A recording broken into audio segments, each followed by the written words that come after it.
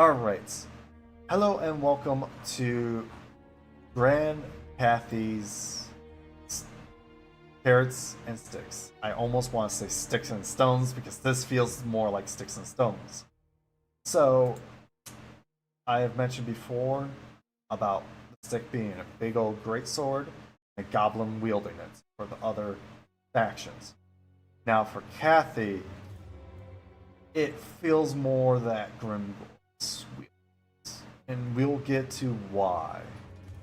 And this is solely based on what CA has given us, and CA needs to work on, needs to tell us these carrots, actually what these carrots are. And we don't have the numbers for this faction, which will make it whether or not it's a carrot or a stick. So, okay, Harmony. Harmony is basically Grimgor right now. I'm just going to get straight to the point. This is Grimgor. Whether or not this ends up being a goblin or Grimgor solely depends on how CA does things. So, first off, Harmony. What is Harmony? Harmony is about the balance between things, the yin and yang, so to speak, of the faction. Now, the Wellbill, basically it changes based on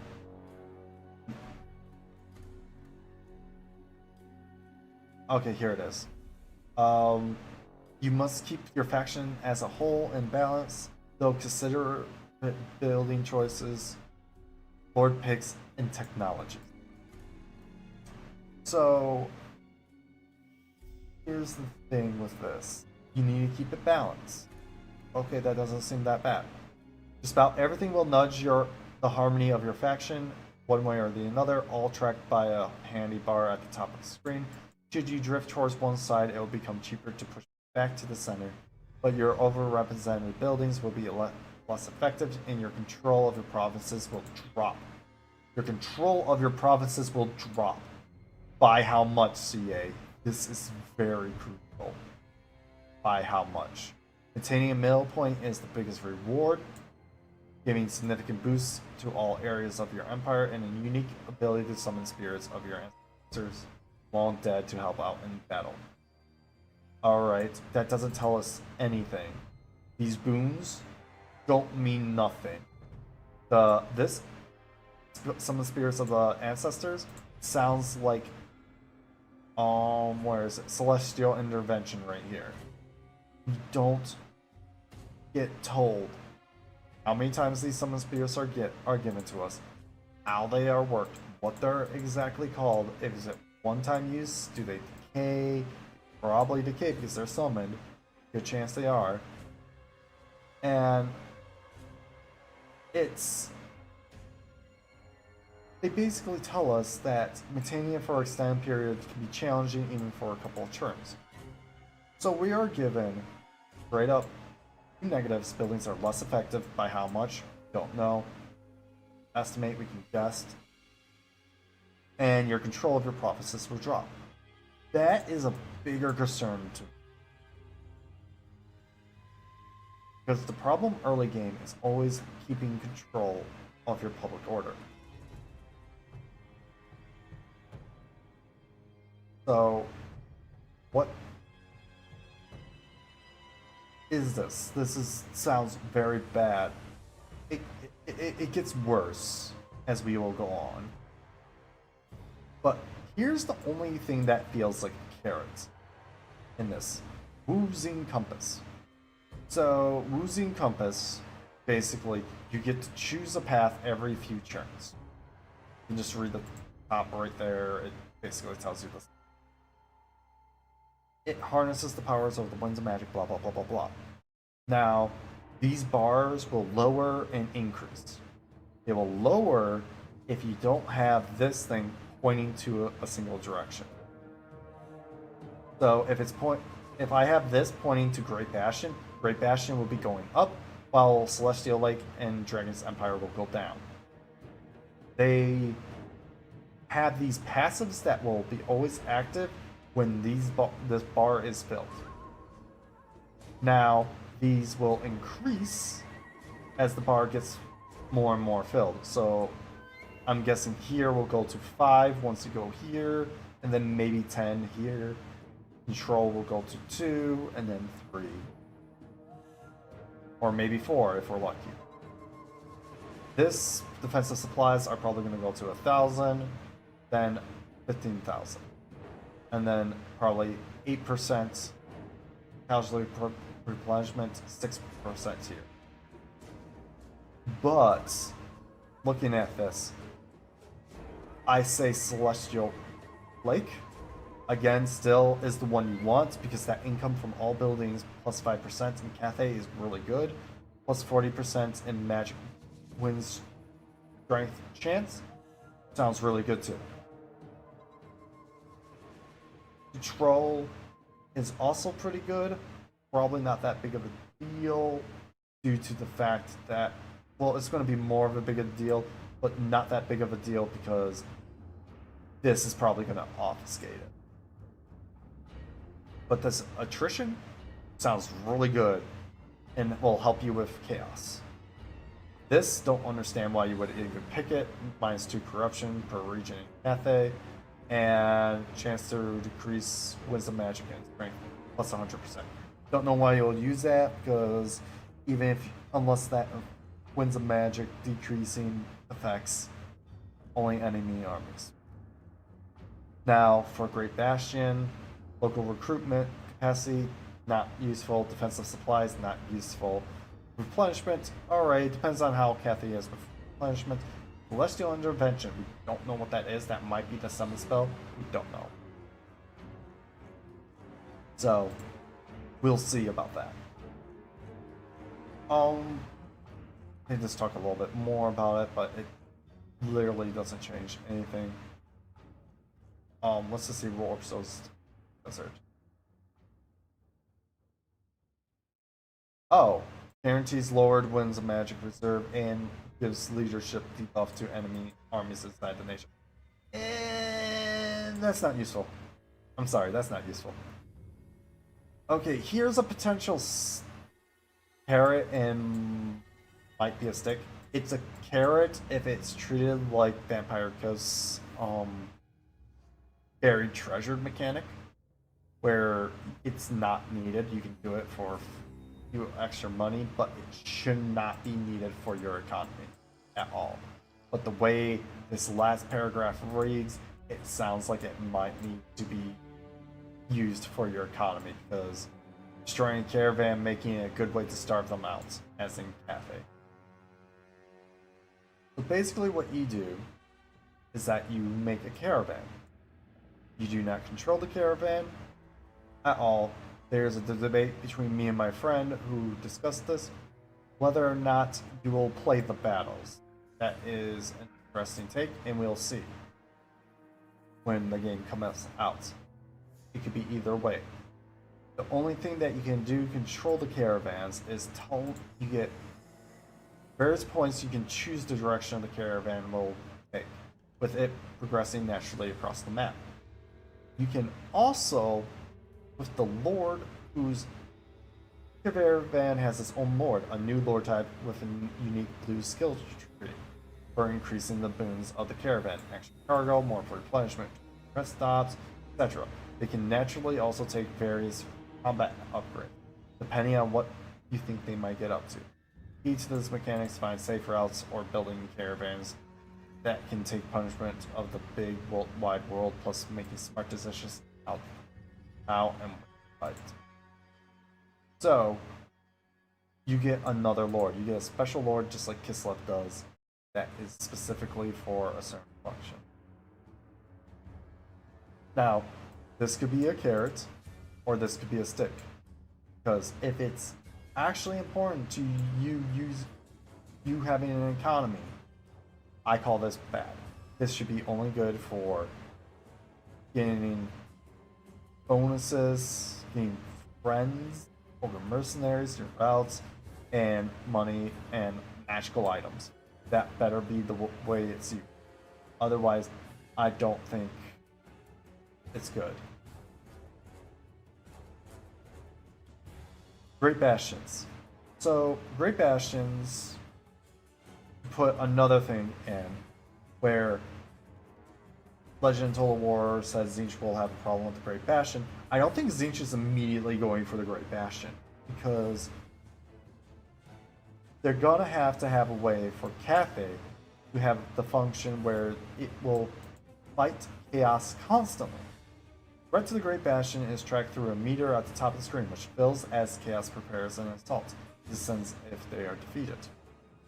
And we get bonuses based on we'll get bonus if we keep it low. What are these bonuses? We don't know, which makes this an unknown carrot, which could be a tiny carrot. And we have to take it as a tiny carrot. It can't be like, oh, the Celestial God Dragon Emperor basically gives you +6 public order.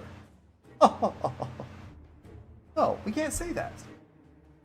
He's probably not even going to give us that. So, you got 3 gates. They have a unique building tree and commandments. They are good. These seem good. The Bastions seem like an actual carrot. Until you look at Tzeentch and you see that he has teleport and take a settlement for free. And yeah, it's like was good as so Bastions cannot be Cathay cannot be fighting Tzeentch right off the bat. Like the main faction of Tzeentch. They can't. They have to be facing AI controlled chaos. Like, of course, the enemy freaking Tzeentch is going to be AI controlled chaos. What I'm saying is that it's a rogue army type, maybe with Tzeentch forces. The big battles between you and Tzeentch. Now we are looking at the Bastion with the max tier 5 build, the main building of it, where it gives us -1 cooldown for the compass. It makes me think compass is 5 turns, possibly, maybe 10 turns. Because we get 3 of these, this will reduce it by 3. Income generated by 400, that's good. Diplomatic relations +2 with Cathay, pretty good. That's all Cathay factions, I'm pretty sure. Defensive supplies 2,500. This thing right here makes me feel like that the defensive supply thing that they say for the compass, completely useless. Don't bother. Growth +50. That's just usual. Doesn't matter. I do like how they changed this around. It looks better. But also here, we get 3 slots, which I have a feeling it's going to be these. You're going to place probably 2 of these. Probably going to be this building, which is probably going to be income. This building, because that's going to be towers. That I'm not totally sure about. This is obviously probably going to be supplies, or maybe an melee defense and a bunch of other stuff bonus. Don't know. We'll see. And then you get 4 other buildings. I'm guessing it's basic military, so it's going to be all the infantry, except for the warriors, which Bastion. And right here we see the thing. Huh. I hope to God it's what I'm thinking right now, how it works. Let's go on to technology real quick. Technology, they just basically re-explain, it works in harmony, and here we see this. Harmony is in balance. Something put it out of balance. Now, we are getting to the hook, line, and sinker of things. This being 4 turns to research. I'm guessing up to here is when it stops being 4, and then it ends up being 6, which means that's too many turns of you being offset. Going one way or another. With research alone. That's way too long. I don't think this is a good idea. This is where I am going to bring out saying harmony is a bad idea. Because there's a couple ways they can take this. And One way is my suggestion, which I highly doubt they're doing. The first way is that Harmony, it works on a point system, which one point will push it one way or the other. Meaning you hire a lord, that's 1 point. You do finish a research, that's 1 point. You build a certain building, that's another point. So there is a chance of 3 points within one turn, making this really, really, really bad. Meaning we could potentially see you all the way down here. At the worst case scenario. Meaning you probably have a major public, or as they will say it, control penalty. And if you are playing on the higher difficulties or any difficulty, this is going to hurt you. On the lower difficulties, not as much because you can obfuscate it because you're on a lower difficulty. You don't get that difficulty penalty for public order. But at the higher difficulties, that's very bad. That's super bad. Now, this is where I just had the thought. See these... Actually, get a closer look. See these points right here? I think these are 2 points. That's a point, and then it's 2, 3, 4, 5, 6. If so, you can get 3, and then you're already like at that point. Meaning you're offset. But you can reduce it by recruiting a single lord. It's a better function of it. It's not as cruel and mean, and you can obfuscate it, hopefully. And it's not as bad as just being 1 point, which I fear it is because they don't explain it. Now, here's my option. It's a 3-point system. That is 3 points. That is 6. That is 9.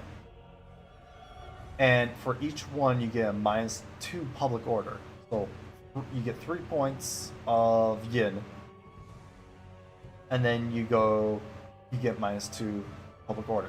You go to 6 yin or yang, doesn't matter. You get -4 public order. And if you go to 9, you get -6 public order. It increases, and it's a stick, but it's a fair stick. Because you can go in 1 turn, finish a research, hire a lord, finish a building, and you go to 3. Meaning you only get -2. But in that same turn, as long as you have another province, you can hire another lord and disband them, and then you go down to 2. Making it so that you're still in the middle, and you're safe. Now, what most likely, why I am afraid of what they're gonna do, and I have to point to Imperial Authority, how the Imperial Authority mechanic works. Well, not how it works, but the benefits it gives. Benefits are significantly tiny. And this is like sort of after the rework. Dwarves had a bad rework version. Dwarves were worse than this with the grudges. Where the penalties were out of control. Where it's just not what I feel like. See, Imperial Authority, 0, stagnant. You get -5 growth right off the bat. That's alright, not a big deal. But why are you penalizing me off at the beginning of the game? That's mean, CA. Now, if you go to -2 or above, you get this penalties, which isn't a good thing. It's minus tax rate, that means I'm getting less money, I'm getting less growth, then I go to -4, and then I get -2 public order. Now, you may be sitting there being like, oh, it's fine. That doesn't seem too bad. You're sitting here for 14. The only way you can get bonuses for this is that you get a thing that's on a 20-turn cooldown when someone's 10th fealty, and they'll give you Imperial Authority, or you can, what is it called? Federate. Or you pick, you get a random event pop up that can give you Imperial Authority for prestige, or you get a, what's it called?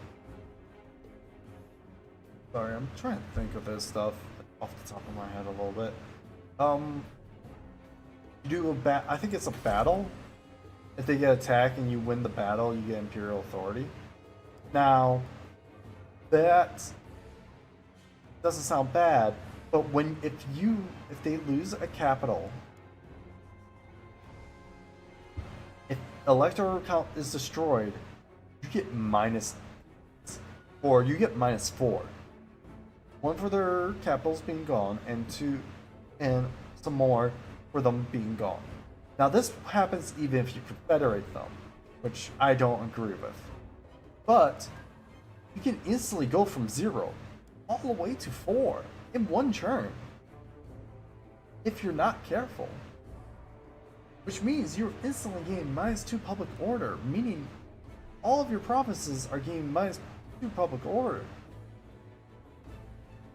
And if you have vampire corruption, which I'm dealt with them pretty much, and it's decreasing, you can get significant penalties for the corruption. See, I'm at 42%, and I still have -8 corruption public order penalty, which is insanity.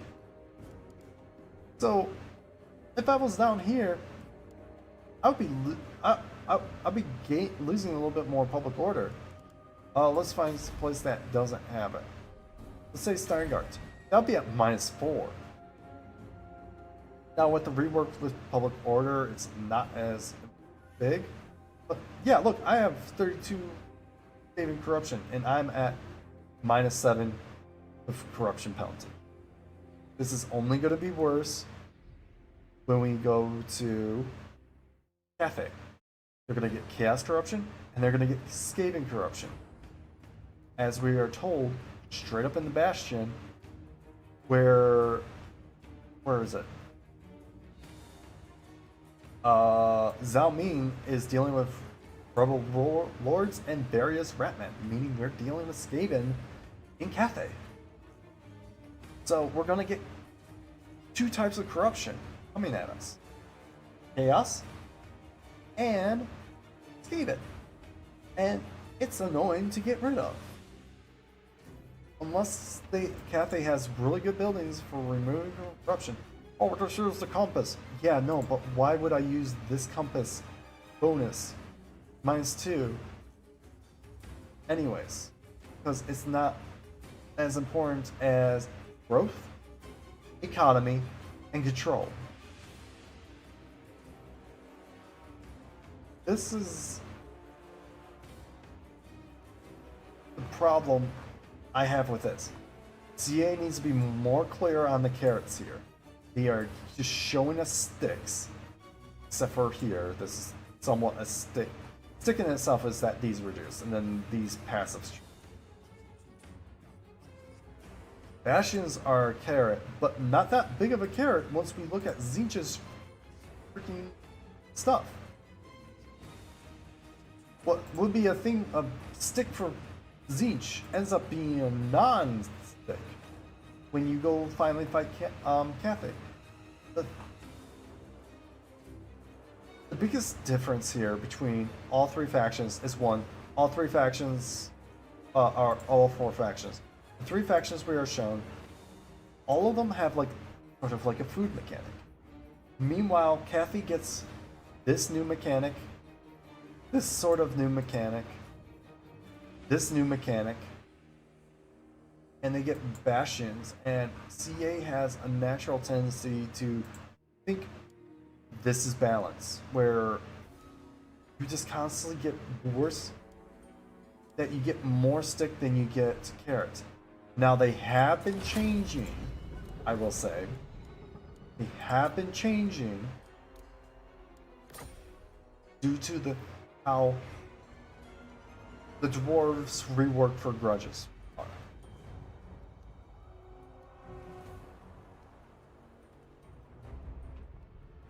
Dwarf reworks are pretty well done, in my opinion. It changed where immediately you would have negatives. Dude, this one has positives, this has positives, this is in the middle, this starts to have negatives, and this starts to have negatives. And you see here already, it's the last two go up to max of -3 public order.